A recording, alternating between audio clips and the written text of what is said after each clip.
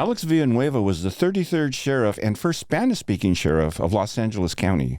In 2018, Villanueva defeated incumbent Sheriff Jim McDonnell, becoming the first sheriff's candidate to unseat the incumbent in over 100 years. Sheriff Villanueva also became the first Democratic sheriff in Los Angeles County in almost 140 years and is now a published author. Sheriff Alex Villanueva, welcome to the program. Oh, thank you. I'll appreciate that. Listen, the reason I wanted to speak with you is I want to talk about your book, and I found the title very interesting. So you called your book Sheriff, Holding the Thin Blue Line in a Deep Blue State. So you're talking about the political implications of trying to be a law enforcement administrator in a deep blue state. So when you talk about deep blue state, what are you talking about? Well, here in California, the state of California, deep blue, just by voter registration alone, I think is 2/3 is a registered Democrat, and now you have independents or no party affiliation is now exceeded Republican registration. So it's about a 2/3, 1/3 ratio. Correct. And then in LA County, same thing. The rest of the state is a lot redder, but the coastal counties, as we've seen this last election, right, you can see where the population concentrations are. But LA County, with the Board of Supervisors, they're extremely on the progressive side of the ideological spectrum. And in that context, trying to provide public safety is a challenge because for them, law enforcement is antithetical to their existence. We're something that needs to be diminished or erased because we're an oppressive force. So is that where the term progressive, is that what when you say deep blue state, you're talking about progressive policy as it pertains to public safety? Yes. With deep blue, you're talking on progressive ideology. And you look at the state level decision coming out of Sacramento, gleefully signed into law by Gavin Newsom. You look at LA County, all of the moves they did when I was in office and before I was in office, and their open hostility towards public safety. It's like something they carry like a badge of honor. Like, look who I am. I'm going to bash law enforcement, and that's my platform to get elected. And it worked for a lot of people. Mm-hmm. Look at the people in office today. Look at the Nancy Skinners, the Scott Wieners up in Sacramento, Steve Bradford, people like that, Reggie Jones Sawyer. And every bill they carried in Sacramento was cops bad, crooks are victims, and that was the context of which, I can say deep blue state, but people still need to have someone answer 911. People still need to have the bad guys, arrested and held accountable, even if it may be unpopular in some circles, but that still needs to be a primary function of law enforcement. So if you're talking about progressive deep blue politics, I just read you were the first Democratic sheriff in Los Angeles County in 140 years. That very, what we refer to as a machine sometimes, right? The Democratic machine in California and Los Angeles County. That very machine is what got you into office, though, right? Yes, that machine was more or less, they were starting to flirt with the idea of progressive criminal justice reform, but it hadn't fully embraced it. But so when I came in 2018, I was endorsed by the Democratic Party. I think 36 Democratic clubs endorsed me. And then along came the summer of love of 2020 with George Floyd protests. And all of a sudden, everything has to do with law enforcement is evil. And we need to get rid of all elected law enforcement. And I was target number one. Well, I think that really the reimagining of public safety really didn't begin in 2020, but I saw it begin in 2014. 2014 was the passage of Prop 47 in California, Prop 56, or Prop 47 and 56, and then AB 109 signed in by former Governor Jerry Brown, which kind of created the mess that we've seen, since then, just exacerbated in 2020 after George Floyd. So really, I see this, in 2014 was the first time I ever heard anyone suggest that police departments should be abolished, that police officers should be disarmed. I never heard talk like that prior to that. Well, Democratic Socialist of America, proponents of that. The abolitionist crowd, the rise of the Black Lives Matter movement. And then you started hearing the talk about reimagining, reinvesting. They had all these terms. And some of the people that are espousing that got onto the LA City Council. Look at Eunice Hernandez, Isabel Jurado just lately, Hugo Soto Martinez, and Nithya Raman. You got 4 out of the 15 city council. They're avowed abolitionists, want to get rid of law enforcement. So it's real. The threat is real. So how did this deep blue machine in LA County, if they helped put you into office, and really I remember the election cycle, and when you said you wanted to remove ICE, Immigration Customs Enforcement, or you wanted to remove them out of LA County jails, it seemed to me that the media, activists around LA County, and every Democrat that I knew began to see you as, oh, well, this guy's anti-Trump. So we have to get this guy in office because he's going to be anti-conservative. And then they turned on you. So talk about how, and I think this is what your book is about, how this very machine that put you in office actually turned on you from day one. Oh, they turned on a dime. The Board of Supervisors, in particular Sheila Kuehl, Mark Riley Thomas at the time, enormous influence over the LA County Democratic Party. And pretty much what they say goes. You can call them the proverbial shot callers, in street, vernacular. And within a month of me taking office, the county board had hired a law firm to sue me. My first month in office. I should tell you how bizarre the relationship was. There was no honeymoon at all. They realized early on that I was in favor of obviously removing ICE from custody for a very specific humanitarian and public safety reason. We don't want to force 1 million people to live in the shadows. It doesn't make anybody any safer. And federal immigration, they have a job to do. We want them to do their job. We want them to secure the border. We want them to remove people that don't belong here. However, if they work hand in hand with local law enforcement, it creates a very chilling effect on the 1 million plus residents in LA County who are undocumented. But if you're talking about handing over criminal aliens to ICE, what would be wrong with that? Well, handing criminal aliens over to ICE, convicted criminals, that worked out great at the state prison level because that's where all the convicts went. AB 109 kind of muddied the waters now because now it's not a clear line between local jails and state prisons because you have now what they call the non-violent, non-sexual, non-serious, and those remain in county jail. But the passage of SB 54 kind of created somewhat of a balance, so to speak, on that. But my point was, state prison was the appropriate place to transfer people who are convicted felons that are dangerous. I think that's a clear, bright enough line that it's 2 steps removed from local law enforcement. So local law enforcement would not be perceived as an agent of immigration enforcement. That's really important. Okay. However, that was true of 2018 prior to the Biden administration and their open border policy, which is a game changer.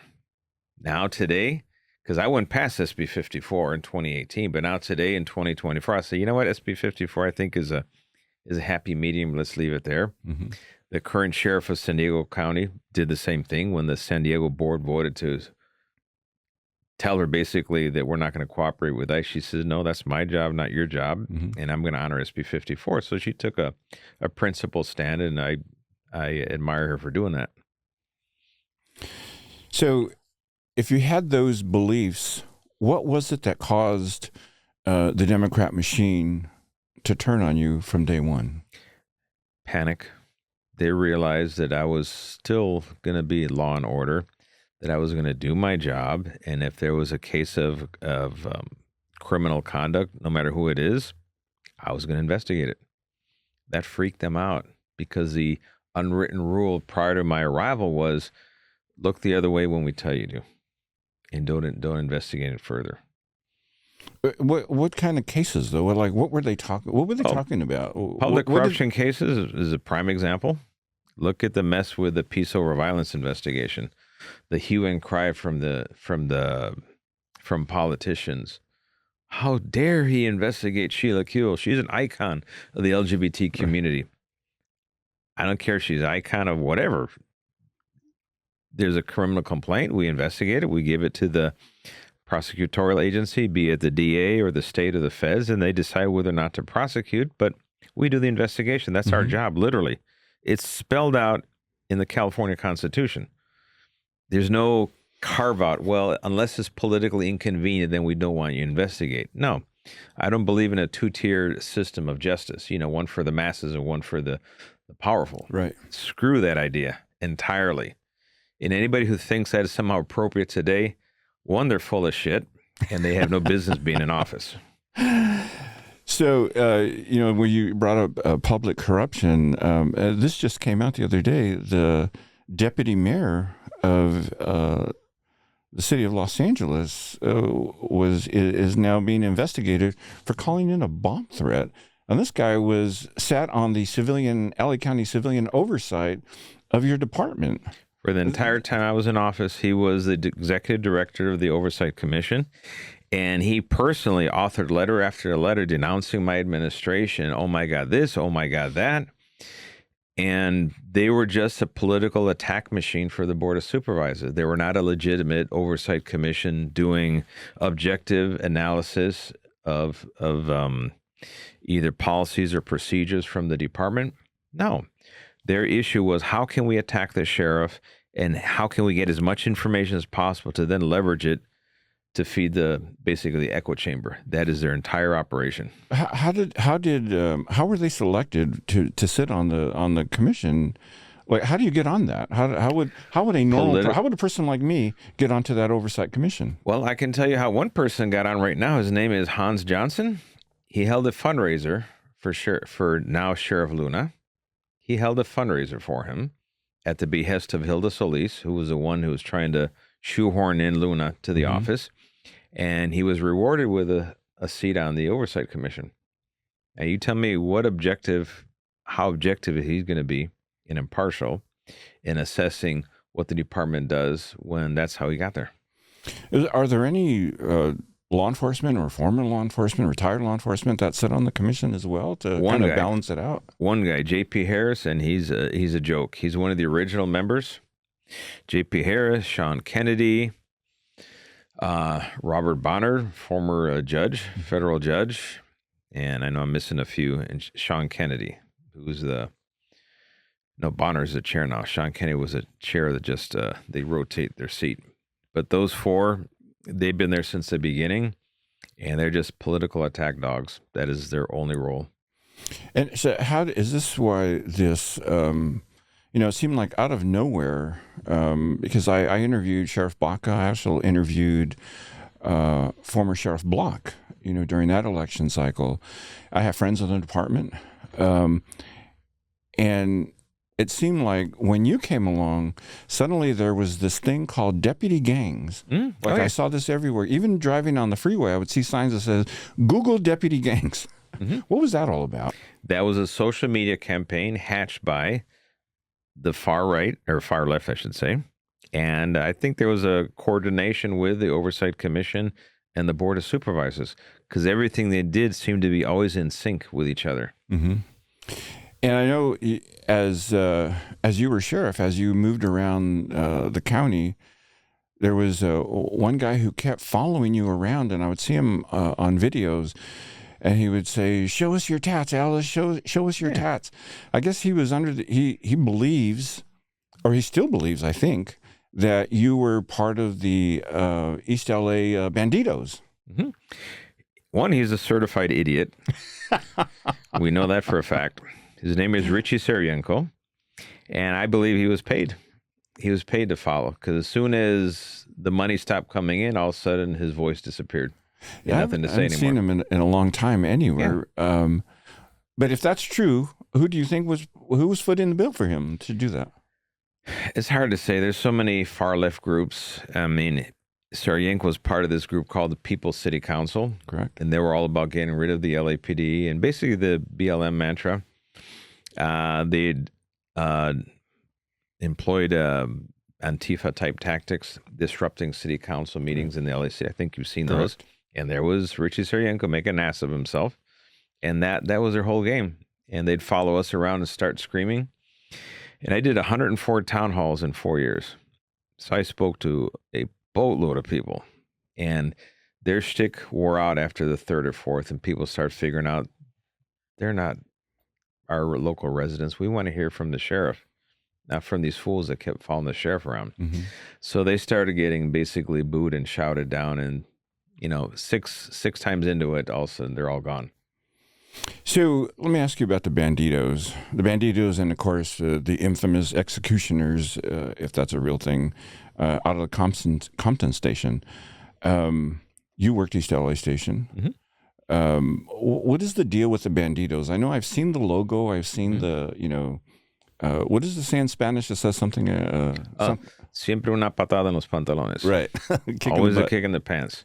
That logo, and which is a boot and a helmet on a boot, that was created back in 1971. And those were East LA deputies at the time that were dealing with the riots. Remember the Chicano moratorium and all that, and the riots that happened in 70 through 71. And that's when Ruben Salazar, was tragically killed. Right. And the sheriff at the time was Pitches, and he kept telling the deputies, you need to keep a low profile, because people are angry. There's a lot of activists out there. And there's a lot of out-of-towners that were showing up stirring. Oh, my God, were they? And so he was doing the wise thing, telling the troops, hey, just keep a low profile, get your job done, but don't be too visible. So some of the deputies got tired of this low profile thing. So they kind of like an act of protest, they told I think the sheriff himself or the captain at the time at East LA, is this low enough for you? So they put a boot and they put a helmet on top of the boot. And that's the birth of the logo for the low profile. As you can see, there's nothing nefarious about it. Right. It's actually I've seen it. It's pretty cool. It is one of those really, well thought out. Other station logos, you got a shark or you got the Tasmanian devil, and, Disney characters. You have some death characters, the Grim Reaper, that's just a... LAPD had the aces and eights. Yeah. Cerritos has the headless horseman. I mean, these are station logos that obviously are not Hello Kitty logos because this is not, grade school. But that's all it is. And the Bandido thing, that's literally a tattoo. Do you have a Bandito tattoo, Sheriff? I don't have any tattoos. No tats? No. And oh my God, how many times, if I had a buck for every time somebody said, show us your tats, bro. They're idiotic. That's funny. I'll tell you this, though. It was a political campaign, the whole thing about deputy gangs. Gangs don't exist. They never have. Any large paramilitary organization is going to have units. There's going to be unit pride. There's going to be symbols attached to them. And this part of socialization, there's nothing nefarious about that. And do people get involved in violating policy or even criminal conduct? Yes, periodically you're going to get people doing that. Cal State LA put out a study about this, and we gave them access to all the information they needed, all the internal files, and they did a very detailed scientific analysis, and their finding was right on the money. There's no correlation between deputy subgroups and misconduct. That should have been end of the discussion. Right. No. What was the reaction of the Oversight Commission, the board? Never mention it. So why do you think that there are even law enforcement officers? And, about a month ago, I was in another city. I won't even say the city. I was in another city talking with the leader of an organization that kind of serves police officers. And when I talked about deputy gangs and tattoos not being indicative of gang membership, gangs are committing crimes in furtherance of the gang. They're not enforcing laws. But this person told me when I said, if a guy works a station, works a special unit or whatever, and they all get a tattoo that's matching, they're like, this is what we do. This is who we work with. It's not necessarily indicative of, quote, gang activity, close quote. And that person kind of looked at me and said, "Come on, you know better." Is there anything to this? That there's this notion out there that even in the law enforcement community, that there are deputies who are out of control running or that some deputies are afraid of other deputies that work their station. You know what? I'll tell you that what does exist. You have influential peer leaders in any organization, and some have more influence than others. You have the rookies hazed by the old timers. This throughout history. That's always been the case. When you have a combination of that scenario and you have weak leadership or management of, say, for station captain and the station staff are weak, well, then you might have problems. You might have hazing and issues like that. Do people like that go out and commit crime? No. In fact, I said, show me the crime. Show me the misconduct. They could not. Tell me one person. They could not mention anybody because they didn't have any. All they had was very loose, they were trying to correlate somehow the tattoos with criminal conduct. And there was no correlation whatsoever. But they didn't care. All they could say was, well, this station has this, and then they had deputy shootings. Oh, wow. Right. You know, there's a long stretch between one and the other. Right. They could never connect the dots. But it was good enough for the people that mistrust law enforcement, mistrust authority, you know, that basic anti-law enforcement agenda. Oh, they must be gang members. Okay, well, NYPD has the exact same scenario, 4 times bigger. LAPD has the exact same scenario, roughly the same size as the sheriff. Right. Are they gang members too? All of a sudden, no one's got anything to say. But what we have here in LA County is a cottage industry of attorneys, trial lawyers trying to make money. And they push a narrative in their lawsuits. Then the county settles some of this. Oh, look, we had to settle because they were deputy gangs. Judges, God bless them, they're starting to catch on now. And they're demanding, okay, you make that claim. Where's the evidence? So a lot of these cases have been losing in court left and right because they have no evidence. Right. It just reads good. And the Times will write a screaming article with a screaming headline. Deputy gangs assault, blah, blah, blah. Right. Comma. Lawsuit alleges. Right. And when the lawsuit fails, crickets from the Times. There's no screaming headline, lawsuit thrown out. Never. And I remember when you took office, you made substantial changes at both East LA Station and Compton Station, right? Talk about that for a moment. In fact, my first day on the job, the first decision I did as sheriff was to remove the East LA captain because I lost trust in his ability to run the station because of all the complaints that are coming out. The incident at Kennedy Hall, for example. So I removed him. I replaced the entire administration of the station. That's the operations sergeant, operations lieutenant, training and scheduling sergeant. All of them were replaced. We put in new leadership there. We ended up transferring out 36 employees. We did lengthy criminal investigation, gave it to the DA. DA chose not to file. We did administrative investigation. We fired 4. We suspended without pay, I think, 22 other ones.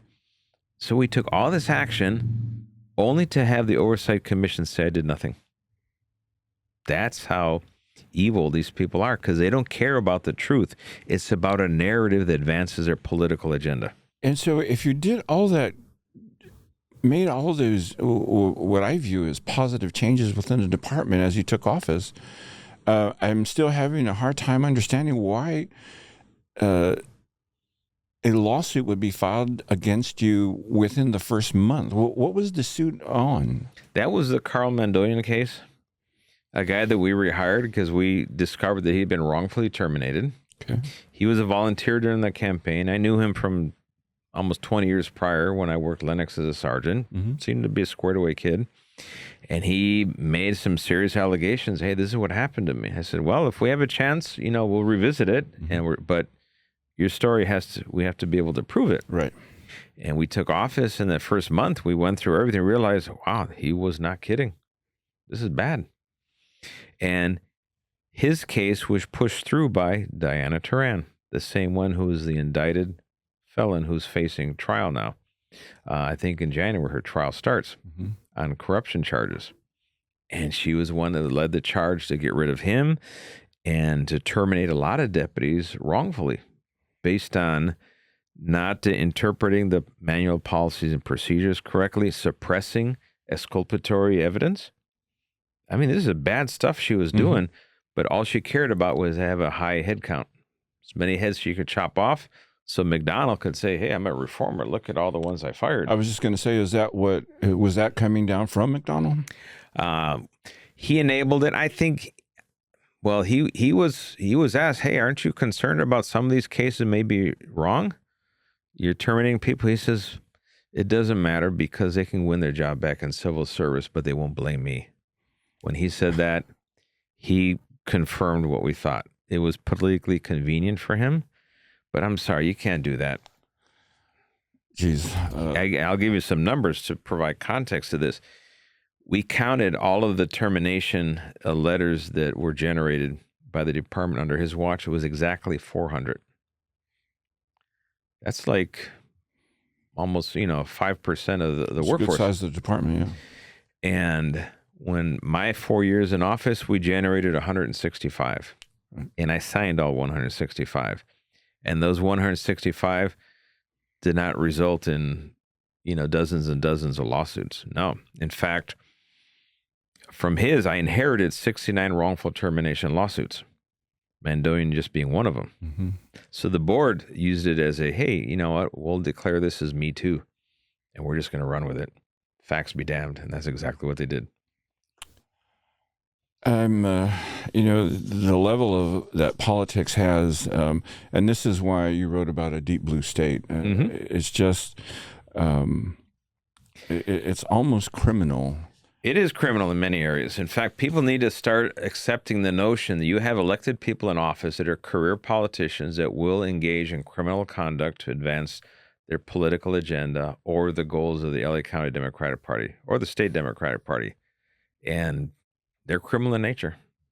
I want to ask you, my sister brought this up to me the other day, and when I interviewed you in 21, we spoke about it briefly, but the two deputies that were shot sitting in their patrol vehicle at a MTA platform down in Compton, give us an update on those two. Claudia, she's returned to work, Apolinar. The other guy, Manuel Perez, he's retired. Okay. Medically. He couldn't come back. And issues with, they had to basically reconstruct his arm, and it wasn't, so he ended up retiring. I just think I'm not sure if the public appreciates the danger that law enforcement officers face while they're out there. These two deputies were doing their job. They were sitting at the platform. They were in their vehicle. And was that guy a career criminal gang member? Yes, career criminal gang member. And he was out seeking revenge because his buddy had, I guess, died recently in a deputy-involved shooting. So he just wanted to shoot cops. And I guess, and they happened to be the two that he came across. But that shooting was, it was the worst news I ever got as a sheriff. I was at South LA Station. In fact, it was a protest about, it was a protest from the people protesting the Andres Guardado shooting. They were at South LA Station. And they, hey, you had two deputies en route to the hospital, both shot in the head. Oh, my God. So we're 10 minutes away, Martin Luther King Hospital. Mm-hmm. So we beat feet over there and got there and go to the ER. And Claudia's the first one I've seen. She's sitting upright in her emergency bed, and she's still bloody and all that, and she's covered in a towel, and they'd cut off her vest and everything. Mm-hmm. But she smiles and she waves at me, and I thought, oh, okay, all right, she's gonna be all right. So that was one. Then the next one is in the cubicle next door. He's laying down and he's awake and alert. They just start pumping him with stuff, and you can see his arm, his hand, and he had a bullet hole in his forehead, and he had a bullet exit here. You looked at, you go, how on earth did he survive that? And So I remember I gave him a challenge score, and I told him, hey, if he needed a day off at work, we could arrange something else. I got a laugh out of him, and he was okay too. So I thought, oh my God, we went 2 for 2, Right. and so that was a bright spot. But then that evening, you had Black Lives Matter idiots in front of the hospital yelling for the deputies to die. What should have been national news, Right. and it was suppressed because it didn't look favorably on Black Lives Matter. And I remember seeing the video and just being stunned at just the audacity of the suspect to engage him. But I remember Apolinar, even though she was wounded the way she was, she tried to render aid to her partner. Mm-hmm.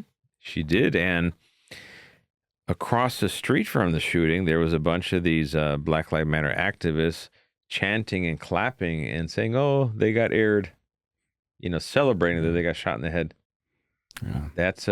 That's how poisonous the atmosphere was. However, it turned to be an inflection point for the whole nation. The shock of that shooting actually influenced the presidential race at the time, because we took calls from candidate or President Trump at the time and candidate former Vice President Biden. Mm-hmm.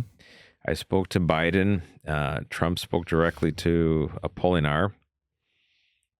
And so both of them took a pause, and the rhetoric all of a sudden changed because I think people realized that they overplayed their hand, because now look what happened. And it was like a inflection point on the narrative at the national level.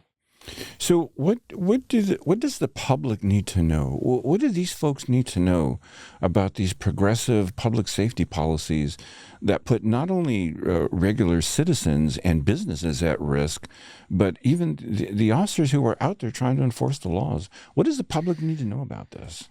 Public needs to know that the criminal justice system can always be improved, but there's no improving the criminal justice system when you're actively trying to dismantle it.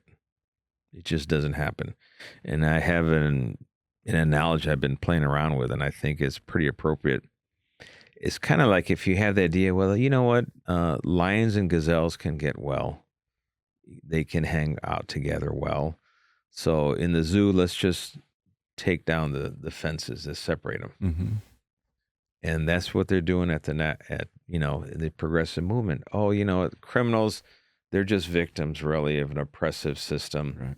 Right. Let's not hold them accountable, and we'll be viewed as being, somehow righteous. It's virtue signaling. But the impact, who feels it the most? Poor people. So this is what happened to Daniel Penny in New York. It seems to me New York is probably as deep, if not deeper, than California, right? They compete against each other. And so their train system is almost as dangerous as our train system in Los Angeles County. I know the Sheriff's Department had a jurisdiction over part of the rails, and now the MTA is talking about creating their own police department, which they used to have before, then they disbanded it, and now they want to bring them back. What is it that they think new Metro cops are going to be able to do that you guys in LAPD and Long Beach PD couldn't do on those platforms? They're not going to do anything. It is the Metro Board of Directors virtue signaling. They still believe that the presence of law enforcement is harmful to the passengers. Over 80% of the passengers will say they're nuts, that we want to see twice as many cops, but they don't listen to their own passengers. They commission studies, and their own survey says we want more cops. And what do? Let's build up this ambassador program. Because cops, people feel intimidated in the presence of cops. No, they don't. I've seen these ambassadors as I drive around the city, and they're wearing orange vests, but I've really never seen them doing anything or talking to people.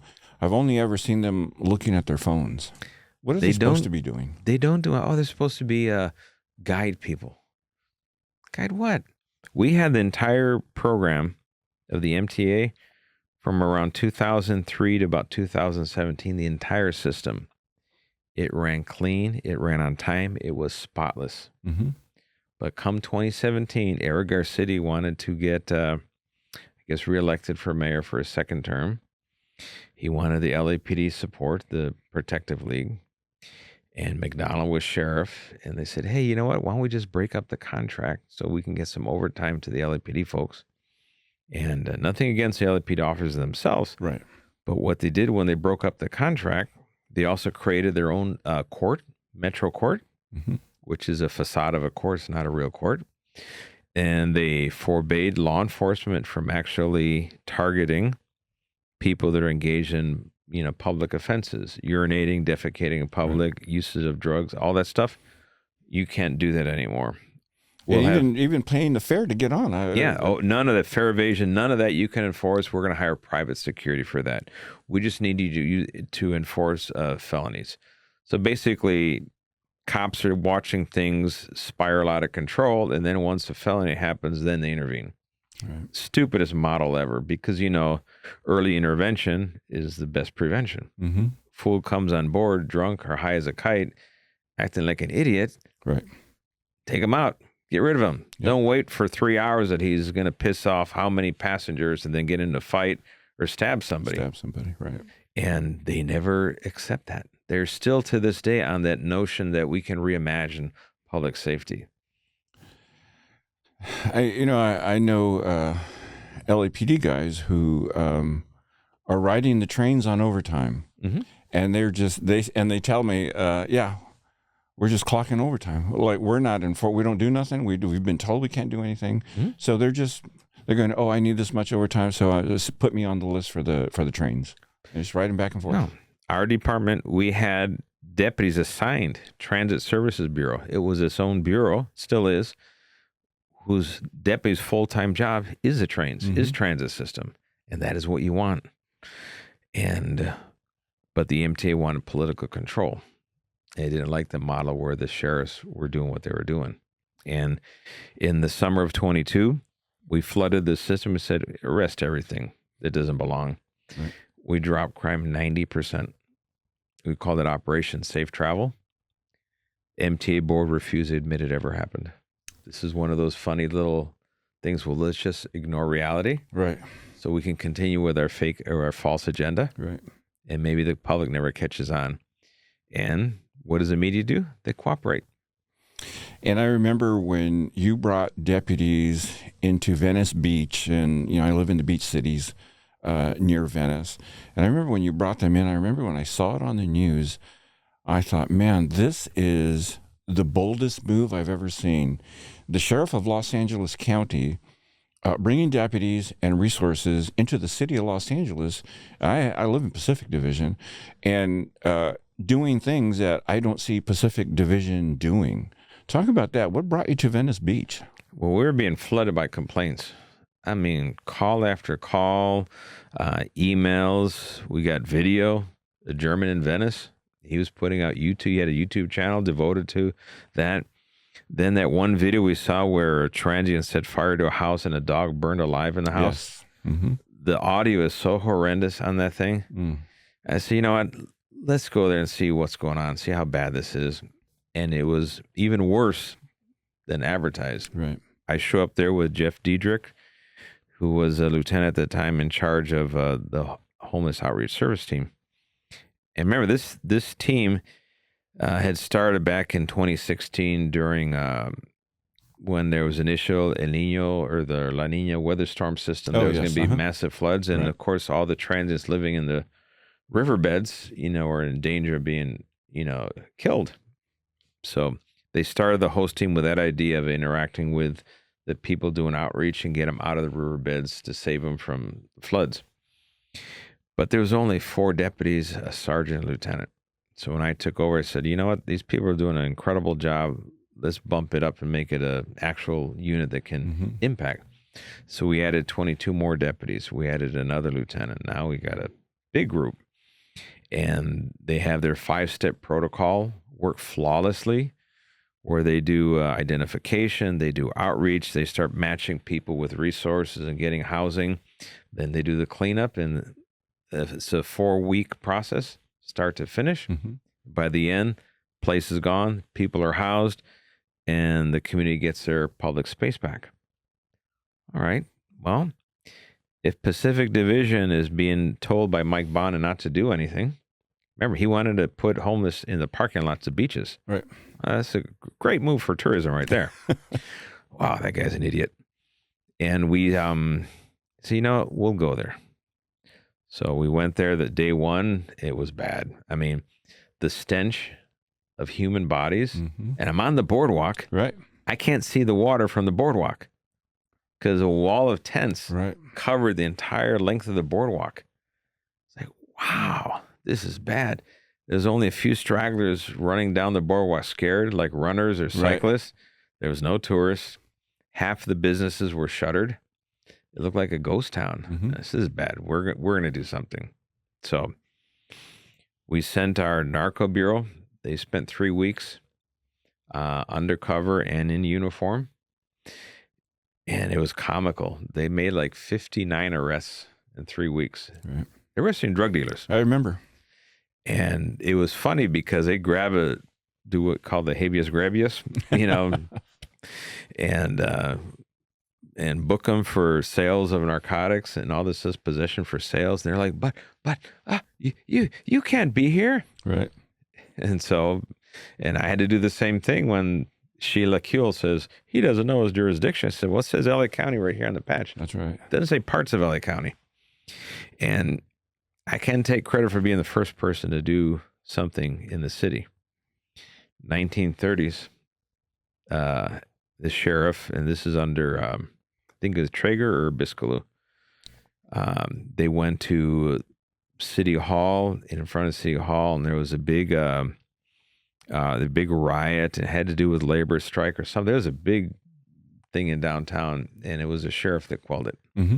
It wasn't LAPD. I don't know what's going on with LAPD, but so this was actually the second time, but only twice. First time I'd ever seen it. In our lifetime, it was the first time. First time I'd ever even heard about it. Mm-hmm. And, when I saw you speak about taking control of public spaces, I thought, wow, what a simple concept, but how come nobody's ever thought about that? Well, yeah, regulating public space, it should be the order of the day mm-hmm. in every jurisdiction across the entire state. Because if you don't regulate it, you're giving it away to somebody else. Freeways are regulated public space. Mm-hmm. If you try to camp out on the freeway, one, you're going to get killed. And if you're not killed, chippies are going to come by and they're going to remove you. Right. That's regulated public space. Why on earth would we give up our sidewalks, our tourist destinations of all places? I mean, the Venice one it's got to be the dumbest idea ever in the history of the city of LA. Let's not do anything and let's let the Venice situation just resolve itself. Mm-hmm. And tourism in LA County is an $18 billion a year industry. $18 billion. I think there's only a couple that are bigger than that. Mm-hmm. Our gross domestic product is around $68 billion. So $18 billion is tourism. That tells you how big it is. Tens of thousands of people are employed because of tourism. And Venice is the number 2 tourist destination in Southern California after Disneyland. Mm-hmm. Why on earth will we just let it go away? Right. But how does that not enter in the minds of City Hall, the mayor, and the board of supervisors is just unfathomable. Same thing with Hollywood and the Walk of Fame. Right. How many ugly messages are going around the world about, oh, this is tore up. Oh, my God, this is horrible. We're never coming back here. Yep. And why do you think, though, that, from my perspective, I live in Pacific Division. Why did no one else think of this? Why didn't the LAPD chief say, you know what, we're going to clean Venice up? Well, I understand under Mike Bonin, perhaps. Mm-hmm. But, I just don't, I guess I don't understand the politics of it. Like, why did it take the sheriff of LA County to come in and start doing things, and Pacific either wouldn't or couldn't? Well, I think it's more couldn't than wouldn't, because I talked to the officers from LAPD and they thanked me. They were very thankful for our intervention because they were kind of hands tied and kind of embarrassing when things are unfolding right in front of them and they can't do anything about it. Right. So this helped them a lot because now it empowered them to say, oh, yeah, we can take it back. It drove Bonin out of office. Right.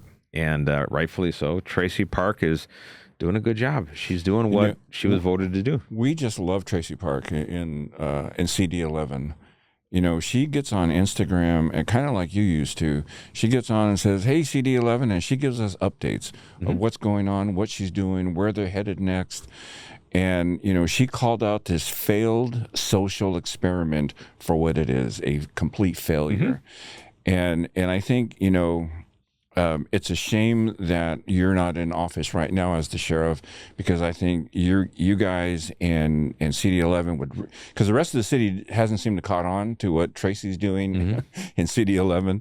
But boy, I think they could really use the help of the sheriff's department to really change the face of CD11. In parts of West LA, Brentwood, Palisades. There's a lot of work that still needs to be done, because right now Mayor Bass is just shuffling around bodies. She's giving out numbers that she knows are fake. Like there was an article in the Times. She did a tweet. Oh, we housed 23,000 people. That's half the entire population of homeless in the city. It's not even half. It's not even half of it. But had you removed all those people would see, oh wow, it's half better. It didn't happen. They just shuffled around. They're in and out, or someone goes in and out of shelter 5 times. They count that as 5 people. Stuff like Lasha, that homeless services group, they're under investigation. Millions of dollars, and no one can tell where it went, and we see no difference on city streets. You look at the governor, Newsom. He doesn't know where $24 billion went into homeless. I call it the homeless industrial complex. Right. And I think I'm taking credit for that one, because I've been using that term for quite a few years now. People are starting to understand. It wasn't Cal Matters. I think they were the first ones I saw that wrote about it. That's where I first heard the term. And I know you use it regularly. And the number of just a sheer mind-boggling amount of money poured into it, and the problem gets bigger and bigger. At what point do you say, wait a minute, I'm throwing money at something that's getting bigger. Maybe I got to change what I'm doing. But they never do that, because all they're doing is greasing the palms of all these nonprofits, these very politically connected nonprofits, and they're sprouting up like mushrooms in the dark. Right. And they all got their hand out. The CEOs, boards of directors making obscene amounts of money. And the poor kid at the bottom of the food chain on these organizations gets $20 an hour for handing out water bottles and croissants, and they call that outreach. Right. It's a joke. Believe it or not, I had somebody approach me one time and say, "Gil, you got to form a nonprofit. Form a nonprofit and focus on homeless." It's just crazy to me. Listen, as we're coming to the end of our time here, I do want to talk about school security for a bit. We've had a couple of school shootings here, one in Oroville in Northern California, and then the most recent one in Madison, Wisconsin. What role do you see parents, security officers, maybe devices? What role do these things play in keeping kids safe? Because it seems to me that the most dangerous time for children on a school campus is from the moment the first shot is fired by a suspect till the moment law enforcement arrives. That window, that time period. Is there a way to reduce that gap? Is there something that can be done on site to reduce that gap of time until law enforcement shows up? Well, there's several things that can happen. One is we got to get rid of the entire notion of let's get cops out of schools. I mean, that's been playing out. You have entire organizations devoted to that. Cancel the contract up in AV in Lancaster, for example, prime example. LAUSD, that's correct. They knocked out a third of their entire police force, and now you have stabbings, shootings on campuses, and where's law enforcement? Nowhere to be found. They have 177 burglaries in just the last semester. But they have climate coaches. Yeah, they replace cops with climate coaches. I don't know if they run around with a thermometer, a barometer, no, a whistle and a clipboard. I don't know how this climate coaching thing works, but it's a joke. It's all virtue signaling, and the same narrative of Black Lives Matter or People's City Council or Democratic Socialists. We have to reimagine it. Cops are harmful. No, they're not. I mean, who are we kidding? The only people afraid of cops on a school campus are bullies and gangsters that are out there trying to harm people. They're afraid of cops because they know they'll say, "Hey, you, no, can't do that." I just saw yesterday about a stabbing at Verdugo High School. Where an African-American student was attacked by 4 Latino gang members on campus. And what do administrators do about that? Well, I'd be curious to know, well, do they have their climate coaches? How'd that work out for them? Those things, there's no way to prevent violence when someone who has the wherewithal and the means and the desire to do it at the moment. But there's a lot of ways to harden the target, so to speak, harden soft targets. And having the presence of armed law enforcement on campus, especially on high school level, is a must, I think, anywhere, only because you have that tiny segment of the population that thinks that's a way to, I don't know, if there is suicidal ideations or want to get back at somebody. Because, the people that always end up being the suspect, turns out they were marginalized in some way or ridiculed. Remember the trench coat mafia from Columbine? Correct. Prime example. Always an oddball. But a lot of studies show that 90% of people telegraph what they're going to do. They'll post something, either on social media, they'll tell a friend, I'm going to do this. And that 90% should convert to calling law enforcement, letting the campus people know, hey, this is happening, so we can take preventative measures. When we had this shooting in Saugus, when I was office of sheriff, within a week, we had a legitimate threat in another campus, and we ended up arresting a 13-year-old and an 18-year-old with an AR-15. Wow. And they had drawn out a map of the school, and they had a hit list and everything. So it was a legitimate, credible threat. And it came on the heels of Saugus. Talk about Saugus for a minute, because that was an interesting case, because it was off-duty cops who immediately responded. Yes. I mean, a lot of cops live up in Santa Cruz Valley, and first cop on scene was in there within 30 seconds was a off-duty deputy sheriff had dropped off his kid, followed by an Inglewood cop, followed by an LAPD officer. So the first 3, the 4th guy was the school resource deputy who got there, and he got there, I think, within 2 minutes. The incident itself ended within, I think, probably 20, 30 seconds from the video footage. And as we know, most school shootings end one of 2 ways. Either they commit suicide or they engage with law enforcement and law enforcement puts them down. That's typically how these scenarios end. So it's interesting to me that, in Saugus, you have these off-duty cops doing exactly what they're trained to do, doing exactly what we expect them to do.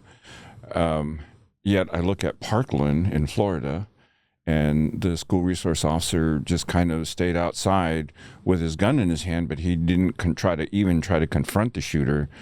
And Uvalde is just a travesty to watch all those cops with rifles and shields and all the gear, and everybody standing around waiting for someone to make a decision. How in the world does that happen? That is just piss poor leadership. There's another way around it. We train our deputies. I don't care if you're the first guy there, guy or gal there, you're Johnny on the spot. You're going to make the big bucks. Start throwing rounds down range. Get that person to disengage from what they're doing and to engage you. And we'll send all the help on the way. And we tell deputies, when you go to the scene, it's going to be chaotic. It's going to be messy. People screaming. You're going to be stepping over bodies. Do not get distracted. Your goal, push past all of that. Past all that. Your goal is to neutralize the one who is committing the harm. Then other people come behind you and take care of the rest. And that's what our deputies are trained in. I expect them to. And I told them in person, you know what? Yes, you're going to put your life on the line, but you tell me, if your kid is in that classroom, what do you want your local cop to do? Put your kid in their shoes. Now you tell me what the parents would want you to do. And you better not even blink or hesitate. Get out there. Because I'll tell you, the parents that I've spoken to, and, I actually have been to Uvalde, to Robb Elementary, and parents are scared, and they want something new. They want something to happen between the time the first shot is fired and the time law enforcement arrives, and they hope that when law enforcement arrives, they do exactly what you just described. And they want someone. There were parents at Robb Elementary. There were parents who ran past the cops because they were all huddled outside at first. They ran past them, jumped the fence, got into their kid's classroom, got their kid, and came out. They got arrested, but they did that. This is where parents are today. Parents are no longer want their children hide in the closet and hope for the best. What do you say to those parents? Well, you got to think of the big picture. So you have a school with 800,000, 2,000 kids. We have to recognize that we don't want to create a humanitarian crisis on top of the actual crisis at hand. So, and the big three rules still apply. First rule of thumb is when you hear the gunfire, run away from go it. the other way as fast as you can. Right. If you can't go away, say you're in an indoor situation and you're in one of the classrooms, the gunfire's in the hallway, well, now you're hiding. Got to secure yourself. Secure yourself, barricade yourself, put as many barriers as possible. And third, when all else fails and the gunman's in the classroom with you, now you got to fight. And those three rules apply. They'll always apply because I think it confirms our hierarchy of needs. Mm-hmm. But are there things we can do to provide for those three scenarios? I think there are, especially when it comes to the barricading and then the part where we got to fight. Mm-hmm. And we're teaching kids use whatever's available. Staple gun weighs about 2 pounds. You throw that, you can do some damage if you can throw it well. But then, of course, it also depends on the age of the crowd. We're talking to first graders. Right. But once you get to the middle school, high school, okay, now you got kids that can do a lot more to defend themselves. And we got to be creative with solutions. How can we empower them to provide for their safety, like you're saying, in that critical time period? Because I think you hit a key, made a key comment there a moment ago when you said that you train your deputies to, hey, if you're the first guy there, you're engaging the shooter and switching his focus from, I'm here to shoot up my school, to now I got to deal with this guy. I think that's where we are. Like, we got to figure out what is the thing we can do to shift the initiative, if you will, from I want to shoot up my school to I have to deal with these people or that person dealing with me. Oh, definitely. And there are things, I mean, it varies because some places, in like an urban core where you have a decent presence of law enforcement, the response is going to be quicker than the response of local school staff to figure out what to do. But other places, that might be a long way out, especially when you get into these exurbia, or rural areas where your response time from law enforcement might be half an hour. That's a long, long time. And if you don't have, if you don't have a school resource officer, if you have security officers, or you don't even have that, you just have school staff walking around, I think you're in kind of big trouble if someone decides to make your school a target. Listen, I don't want to keep you too much longer. I do want to ask you about your political future. I know you ran to replace one of the board of supervisors. How did this deep blue machine affect that outcome, do you think? Oh, it affected it greatly. I mean, running against someone who doesn't even debate and is not that well known, then you see the result, it kind of scratch your head is, how does that happen? And when you have ballot harvesting, when you have 100% vote by mail, we have voting centers now and drop-off boxes for ballots. We've lost control of the election system.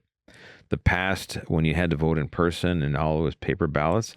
It did show your ID. I remember when I first started voting, I had to find my name on the thing with my ID. And it worked because there was accountability. There was no surprises. Now you get these mystery boxes with hundreds of ballots. And where'd they come from? Oh, it was a voting center. Oh, they were in this ballot box. Why aren't they in the U.S. Postal? Why? Because if you put them in a U.S. Postal box, a mailbox, and you send it by mail and it's fraudulent, now it's a federal crime. So how do they get around that? We'll just create these separate mail ballot drop boxes. It's the only reason why they're there. Unbelievable. I thought it was a pretty bold move for you to run for the Board of Supervisors. I wasn't sure how you would do. But you seem and sound less like a Democrat, if you will, and you sound more conservative. You sound like a conservative Latino guy like me. Well, if you listen to John F. Kennedy, even his younger brother, Robert F. Kennedy, they were for law and order. They were Democrats, and they're not incompatible. Today's version of the Democratic Party with a progressive agenda is incompatible with law and order. And that needs to die in the vine. I think it took a serious beating here in 2024 with the passage of Prop 36, with Gascon out of office, Right. with Shentao up there in Oakland kicked out, the one from the DA. Correct. Pamela Price. She also got recalled. 2 recalls, Prop 36, Gascon. That's 4 for 4 in terms of moving back towards the middle and law and order. I think there's more that needs to happen to follow. Luna is part of the Gascon legacy. He's all about progressive ideology, and he's just a product of the machine, and he needs to go as well. But my wife and I, we haven't decided where to go quite yet, what to do. I know there's a lot of people that are encouraging us to get back into the mix, but we'll know soon enough. Well, listen, I think you're an important voice. You've got some incredible experience. The book is just, and we didn't even get to the book that I wanted to read, but Holding the Thin Blue Line in a Deep Blue State, I think is a must-read for law enforcement administrators everywhere, especially law enforcement administrators that are in deep blue states. Yes, because the playbook on lawfare is written by the LA County Board of Supervisors. I mean, they've opened so many different chapters on how to manipulate taxpayer resources for a political goal, not to advance the public's interest, because ideally everyone thought that, well, people go into the public elected office to serve the public. No, they're to advance a political ideology. And who would have thought leveraging DCFS against a sheriff would be a valid, and they did. DCFS, really? Same thing with the homeless and the DA's office. He did 2 criminal grand juries against me and came up empty-handed. Why did he do that? To feed the part of the deep blue machine. I just feel like, it's lawfare, similar to what Trump has gone through, is what you went through. It's just lawfare in pursuit of an agenda. Yeah. I mean, defunding the department, freezing our ability to hire, removing 1,281 budgeted positions from my budget, and now they're in a huge staffing crisis. Oh my God, why? Well, it's obvious why. But President not even covering it. But deputies are now being forced to work 10, 12 overtime shifts a month. And now they're okay. You can work back-to-back doubles. Imagine that. Working 16 hours, off 8, work 16, off 8, work 16, and your drive home is an hour and a half away. Right. Because you can't afford to live in LA. Right. Well, listen, Sheriff Alex Villanueva, thank you for coming in today. Where can people get the book? It's called Sheriff Holding the Thin Blue Line in a Deep Blue State. Where can people get it? It's on Amazon right now. You can go to sheriffvillanueva33.com. And right there, it'll lead us straight to the book and the link to Amazon, or you can go to Amazon itself and you can just search Sheriff Holding the Thin Blue Line. It pops up right away. Okay. Sheriff Villanueva, thank you for being on the show. I appreciate it. Thank you for having me, Gil. Okay.